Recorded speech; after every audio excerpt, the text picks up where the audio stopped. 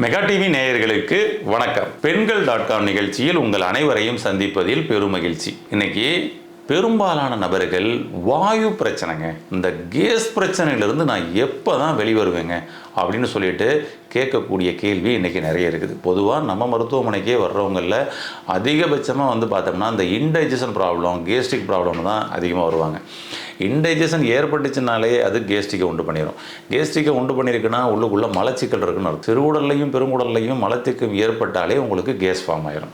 அந்த கேஸ் பார்த்திங்கன்னா காற்று பஞ்சபூதங்களில் இருக்கக்கூடிய ஒரு விஷயம்தான். ஆனால் பார்த்திங்கன்னா அதை பஞ்சபூத சக்திகள் அப்படின்னு சொல்கிறத கூட பஞ்சபூதங்கள் அப்படின்னு இருக்காங்க பாருங்க. அப்படின்னா அது அதிகமாகிடுச்சுன்னா அதோட ஆக்ரோஷம் அதிகமாக இருக்கும்னு சொல்லி சொல்லுவாங்க. உடம்புக்குள்ள கேஸ் மட்டும் தேங்குச்சுனாங்க அது உங்கள் உடம்புல பல பிரச்சனைகளை உண்டு பண்ணுவதற்கான ஃபஸ்ட்டு அடிப்படை ஆதாரமாக இருக்கும். ஏன்னா இதுதான் கொஞ்சம் கொஞ்சமாக அங்கே டேமேஜ் பண்ணிகிட்டே வந்துக்கிட்டு இருக்கும். அதான் ஒரு விஷயமே.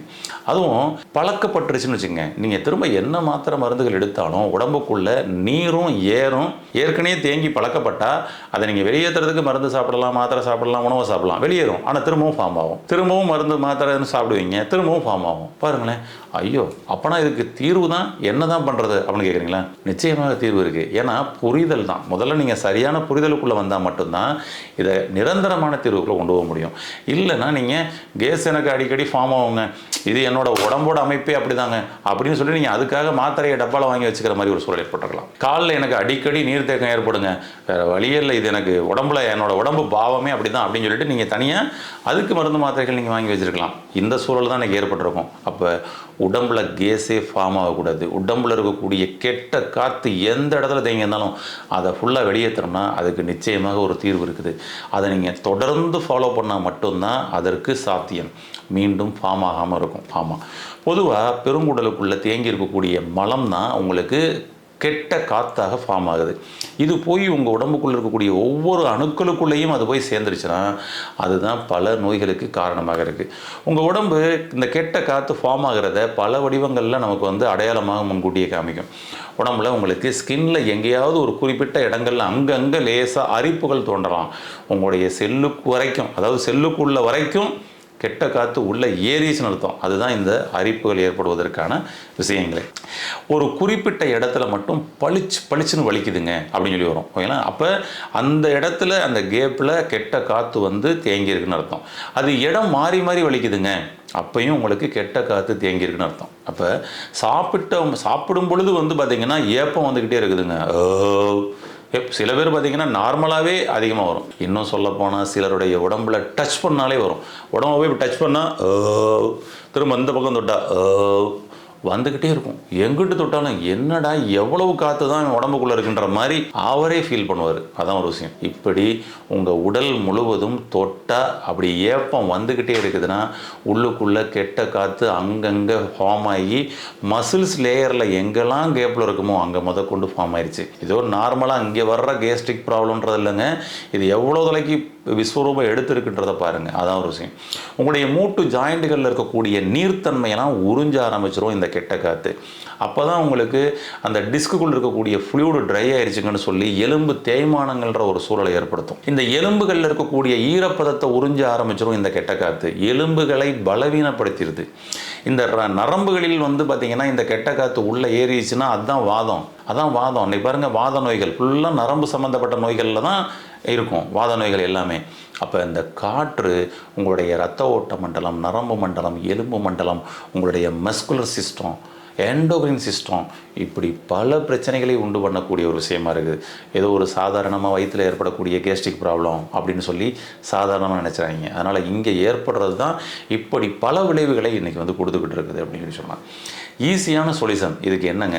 நம்ம முன்னோர்கள் என்ன கடைபிடிச்சாங்க, அவங்க இதுக்கு என்ன சொல்யூஷன் வச்சுருந்தாங்க அப்படின்னு தேடி அதை நீங்கள் ஃபாலோ பண்ணிங்கன்னா கிளியர். என்ன பண்ணாங்க தெரியுங்களா?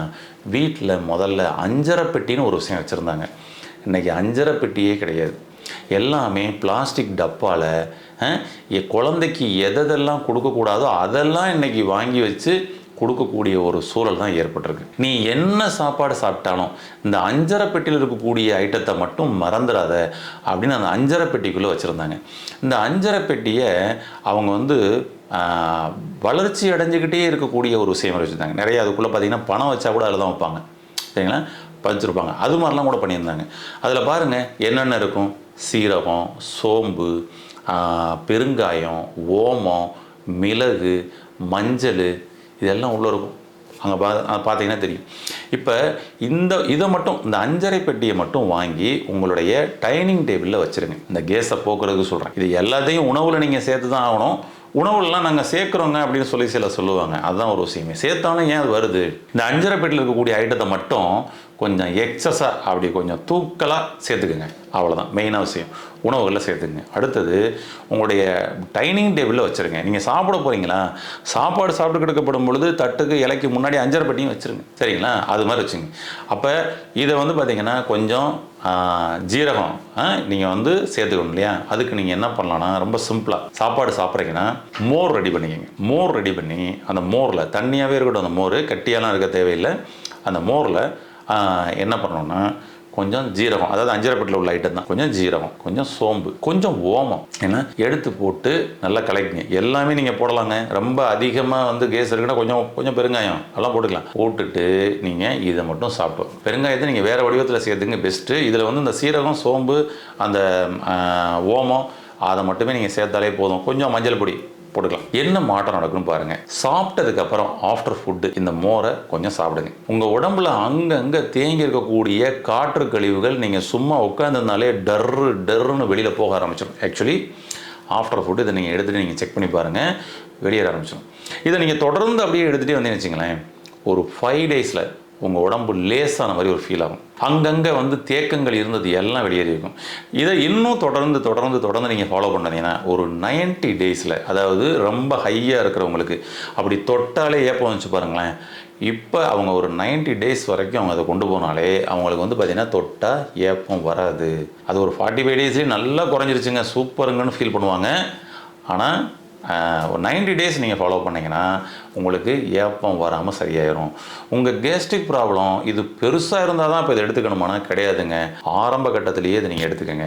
அப்போ உங்களுடைய குழந்தைகளுக்கு எல்லாருக்கும் நீங்கள் சாப்பிடும் பொழுது உட்காந்து, அன்னைக்கு நம்ம முன்னோர்கள் வெளியில் எல்லாம் வேலைக்கு போயிட்டு வந்தாலும் என்ன பண்ணாலும் அடுத்து மாலை நேரத்தில் எல்லாரும் ஒன்றா சேர்ந்து உட்காந்து சாப்பிட்ற பழக்கம் இருந்துச்சு.